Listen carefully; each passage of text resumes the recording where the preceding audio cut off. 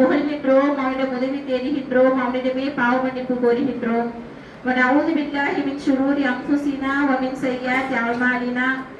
இறைவா, தீய காரியங்களிலிருந்தும் கெட்ட செயல்பாடுகளிலிருந்தும் உன்னிடம் பாதுகாப்பு தேடுகின்றோம். மை யஹ்தியல்லாஹு ஃபலா முலில்ல லஹு வ மை யுலில்ஹு ஃபலா ஹாதிய லஹு. அல்லாஹ் யாருக்கு நேர்வழி காட்டுகின்றானோ அவர்களை வழிகேட்டில் விட்டுவிட மாட்டான். யாரை அல்லாஹ் வழிகேட்டில் விட்டுவிட்டானோ அவர்களுக்கு நேர்வழி காட்டவும் மாட்டான். அஷ்ஹது அல்லா இலாஹ இல்லல்லாஹ் வ அஷ்ஹது அன்ன முஹம்மதன் அப்துஹு வ ரசூலுஹு. அம்மா பஅத். வணக்கத்திற்குரியவன் அல்லாஹ் ஒருவனை தவிர வேறு யாரும் இல்லை என்று நான் உறுதியாக சாட்சி கூறுகிறேன்.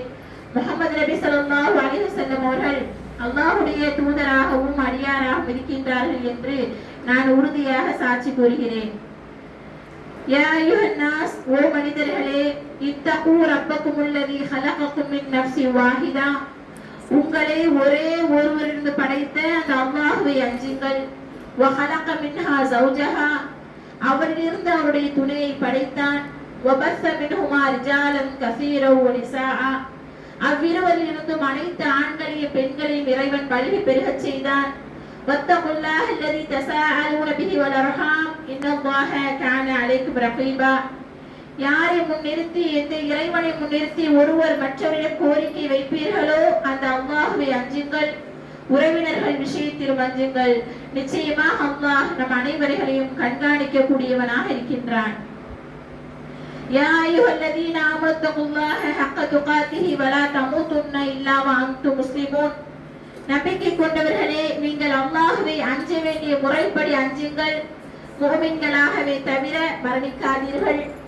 யா அய்யுஹல்லதீன ஆமனு தகுல்லாஹ வ கூலு கௌலன் ஸதீதா யுஸ்லிஹ் லக்கும் அஅமாலக்கும் வ யக்ஃபிர் லக்கும் ذுனூபக்கும் வ மன் யுத்திஇல்லாஹ வ ரசூலஹு ஃபகத் ஃபாஸ ஃபௌஸன் அலீமா.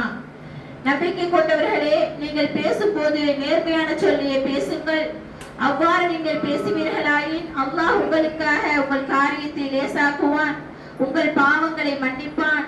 யார் அல்லாஹ்வையும் அல்லாஹ்வுடைய தூதரையும் பின்பற்றுகின்றார்களோ அவர்களே வெற்றி பெற்றவர்கள். அல்ஹம்துலில்லாஹ்.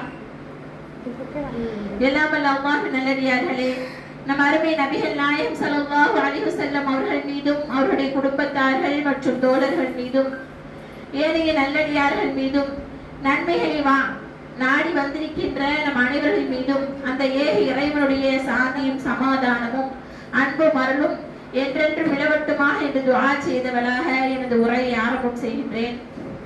எல்லாம் வல்ல அல்லாஹ்வின் நல்லடியார்களே, இன்று நான் உங்கள் மத்தியில் எடுத்துக்கொண்ட தலைப்பு யாரை பற்றி என்று சொன்னால், நாம் நிச்சயமாக இந்த உலகத்தில் வாழும் பொழுது ஈமான் அடிக்கடி நமக்கு ஏற இறங்கக்கூடிய நிலையில் இருக்கின்றது.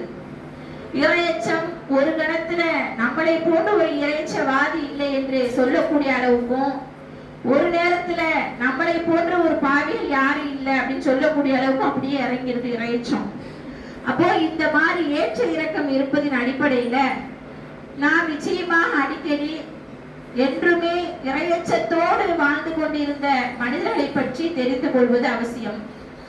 இறையச்சத்தோடு இஸ்லாமிய ஒரு பழக்க வழக்கங்களோடு தன்னுடைய மரணம் வரைக்கும் வாழ்ந்து கொண்டிருந்த சஹாபாக்கள், சஹாபியா பெண்கள், இவர்களை பற்றி நாம் தெரிந்து கொள்ள இருக்கிறோம் இன்ஷா அல்லாஹ்.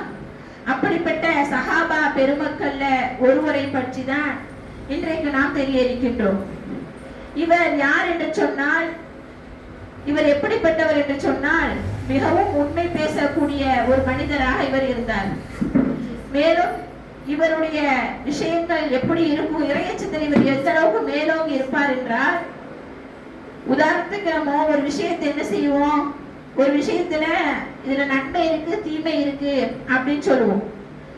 தீமை இருக்கு, இது எப்படி நீங்க பயன்படுத்தணுமோ அந்த மாதிரி பயன்படுத்திக்கிறீங்க அப்படின்னு சொன்னா, உதாரணத்துக்கு ஒரு போன் இருக்குது, இந்த போன்ல நல்லது கெட்டது ரெண்டுமே இருக்குது. இந்த போனை வச்சு என்ன செய்யலாம், நல்ல விஷயங்களே அடைஞ்சிக்கிடலாம், பயான கேட்கலாம், அதே மாதிரி கிளாஸ்களை அட்டன் பண்ணலாம், அதே மாதிரி அறிவை வளர்த்துக்கிடலாம், ஆன்லைன் கிளாஸ் எடுக்கலாம். இந்த மாதிரி நிறைய விஷயங்கள் இந்த போன்ல என்ன செய்யுது, அறியாத விஷயங்களை அறிந்து கொள்ளலாம். அப்ப நன்மைகளும் இருக்குது, அதே இந்த போன்ல தீமைகளும் இருக்குது. அப்ப இந்த போன் ஒருவரை நல்லவராகவும் கெட்டவராக மாற்றக்கூடிய பவர் அந்த போன்ல இருக்குது. இந்த போனை எடுத்து அந்த சஹாபி கிட்ட கொடுத்து, இதுல நன்மை தீமை ரெண்டு இருக்குது, இதை நீங்க என்ன செய்யுங்க, நல்ல முறையில பயன்படுத்திக்கிறீங்க அப்படின்னு சொன்னா அதுக்கு அந்த சஹாபி சொல்லுவாங்க, எனக்கு இந்த போனே வேணாம் அப்படிம்பாங்க. நல்லது கெட்டது ரெண்டு இருக்குல்ல, எனக்கு இதே வேணாம். அந்த மாதிரி ஒரு நன்மை தீமை இரண்டு இருக்குது, இதை ஒழுங்காக நீங்க தேர்ந்தெடுத்து கொள்ளுங்க என்று சொன்னால் அவர் சொல்லுவாரு, எனக்கு இந்த தீமை கலந்த ஒரு பொருள் என்ன செய்ய வேண்டாம், எனக்கு வேண்டாம் அப்படிம்பா. இப்படிப்பட்ட ஒரு உத்தம தோழர் தான் அபூதர் ரலியல்லாஹு அன்ஹு அவர்கள். அபூதர் கிஃபாரி ரலியல்லாஹு அன்ஹு அவர்கள். இப்ப இன்னைக்கு இவரை பத்தி தான் பேசி இதனுடைய படிப்பினையை நாம என்ன செய்ய போறோம், எடுத்துக்கிற போறோம். இந்த அபூதர் கிஃபாரி ரலியல்லாஹு அன்ஹு அவர்கள் எந்த ஒரு குலத்தை சார்ந்தவர் அப்படின்னு சொன்னா கிஃபார் குலத்தை சார்ந்தவர்.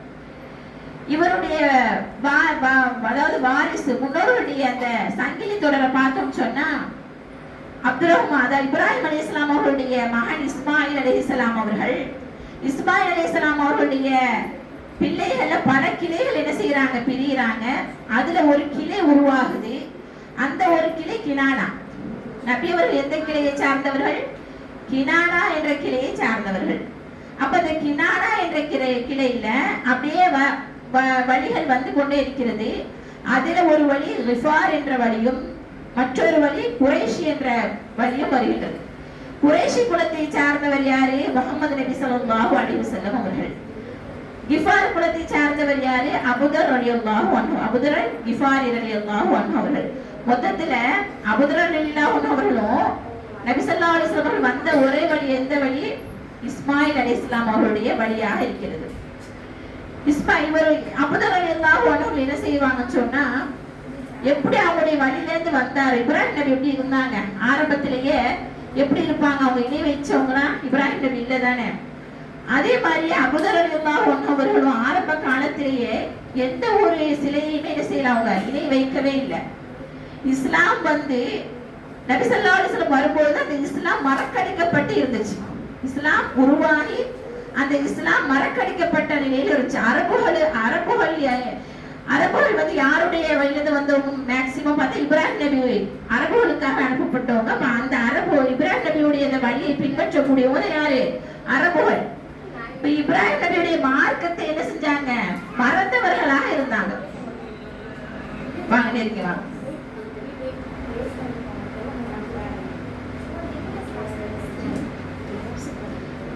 இப்ராஹிம் நபியுடைய மார்க்கத்தை என்ன செய்தார்கள், மறந்தவர்களாக என்ன செய்தார்கள், வாழ்ந்து கொண்டிருக்கக்கூடிய நேரத்துலதான் என்ன செஞ்சாங்கன்னு சொன்னா நபி ஸல்லல்லாஹு அலைஹி வஸல்லம் அவர்கள் என்ன செஞ்சாங்க, இஸ்லாத்தை புதியதாக மறுபடியும் மீண்டும் என்ன செஞ்சாங்க, புதுப்பிக்க வந்தாங்க நபி ஸல்லல்லாஹு அலைஹி வஸல்லம் அவர்கள். இந்த நேரத்துல ஒரு சில சஹாபாக்கள் என்ன செய்வாங்கன்னு சொன்னா இணை வைக்காமையே வாழ்வாங்க. அப்படி வாழ்ந்த ஒருவர்ல தான் இவர் அபூதர் ரலியல்லாஹு அன்ஹு அவர்கள். மற்றவங்க எல்லாமே சிலைகளை வணங்கி கொண்டு அல்லாஹ்வை வணங்குவாங்க, சிலைகளை வணங்குவாங்க, இப்படி இருந்தாங்க. ஆனா அபூதர் ரலியல்லாஹு அன்ஹு எடுத்துக்கிட்டா அல்லாஹ்வை மட்டும்தான் வணங்கணும், ஏன் சிலைகள் நம்முடைய தேவையை கேட்கணும். இது யார் வர்றதுக்கு முன்னாடி, நபி ஸல்லல்லாஹு அலைஹி வஸல்லம் நபியாக ஆக்கப்படுவதற்கு முன்னாடியே இவர் யாரு, ஓரினை கொள்கையாளர், ஏகத்துவவாதியா இவர் என்ன செஞ்சாரு, வாழ்ந்தாரு. அதே மாதிரி இவர் தொழக்கூடியவராகவும் இருப்பாரு, நோன்பு வைக்கக்கூடியவராகவும் இருப்பாரு. எப்படி தொழக்கூடியவராக நோன்பு வைக்கக்கூடியவராக சட்டத்திட்டங்கள் தெரியாம அவரா அவருடைய இஷ்டத்துக்கு என்ன செய்வாரு, வச்சுக்கிடுவாரு. இஸ்லாத்துக்கு வந்தவங்க சஹாபாக்கள் கேட்டாங்கன்னா, நீங்க தொழக்கூடியவங்களாக இருக்கிறீங்கன்னு சொல்றீங்க, எப்படி தொழுவீங்க அப்படின்னு கேட்கிறப்ப அதுக்கு அவர் சொல்லுவாராம், எனக்கு எப்படி தோணுதோ அந்த மாதிரி தொழுவேன். எப்படி தொழுவீங்க, எந்த திசை பக்கம் தொழுவீங்க, எல்லா திசையும் அல்லாஹ்வுடைய திசை தானே. அந்த அடிப்படையில எந்த திசை வேண்டுமானா அதை செய்வேனா, திருப்பி தொழுவேன், நின்றுகிட்டே இருப்பேன், டக்குன்னு என்ன செஞ்சிருவேன், சஜ்தாக்கு போயிருவேன், ருக்கு செய்ய மாட்டான். இது எப்போ உள்ள காலகட்டம், நபி அவர்கள் தொழுகை சட்டத்தை இஸ்லாத்தை கொண்டு வரதுக்கு முன்னாடி உள்ள காலகட்டம். அப்போ ஒரு அறியாமலே என்ன செஞ்சிருக்காரு, அல்லாஹ்வை தொழுதிருக்கிறாரு, எப்படி தொழுணுன்ற தெரியாம தொழுதிருக்கிறாரு, நோன்பு வச்சிருக்கிறாரு. அப்ப இதெல்லாம் செஞ்சிருக்கிறாங்க. அப்ப இந்த மாதிரி வாழ்ந்து கொண்டிருக்கக்கூடிய நேரத்துல அந்த கிஃபார் குலத்தவர்கள் எப்படிப்பட்டவர்களாக இருந்தாங்கன்னு சொன்னா, இவருடைய குலம் எப்படிப்பட்ட ஒரு குலமாக இருந்துச்சு. நெருங்கி வாங்கம்மா, கொஞ்சம் கொஞ்சம் நெருங்கி வாங்கல, சின்ன பிள்ளைங்கள முன்னாடி வாங்கம்மா. அப்ப இவங்க கிஃபார் குலத்தை சார்ந்த எப்படி இருந்தாங்கன்னு சொன்னா வழிப்பறி கொள்ளையர்களாக இருந்தார்கள். இவருடைய கூட்டம் வந்து வழிப்பறி கொள்ளையர்களாக, எந்த வழிப்பறி கொள்ளைகளாக அப்படின்னா மக்காவிற்கும் மதினாவிற்கும் இடையே இந்த கூட்டம் இருக்கிறார்கள்.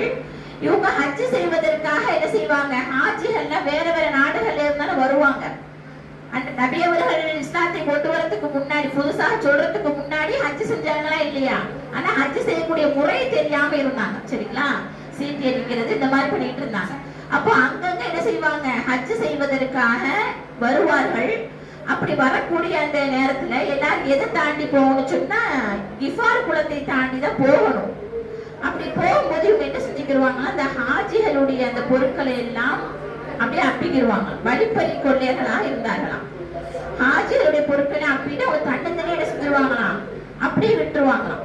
இப்படித்தான் இந்த கிஃபார் குலத்தவர்கள் வழிப்பறி கொள்ளையர்களாக இது ஒரு பிழைப்புண்டே செய்து கொண்டே இருந்திருக்கிறார்கள். அப்ப அடுத்தவருடைய பொருள் அபகரிக்கிறது இது உங்களுக்கு ரொம்ப கை தேர்ந்த கலையாக இருந்திருக்கிறது. அப்ப இந்த அடிப்படையில பாத்தீங்க அப்படின்னு சொன்னா இப்படி இதுல இருந்து வந்தவங்க யாரு, அபூதர் ரலியல்லாஹு அன்ஹு அவர்கள். அப்ப இவங்களுக்கு அது பாவம்னே தெரியல.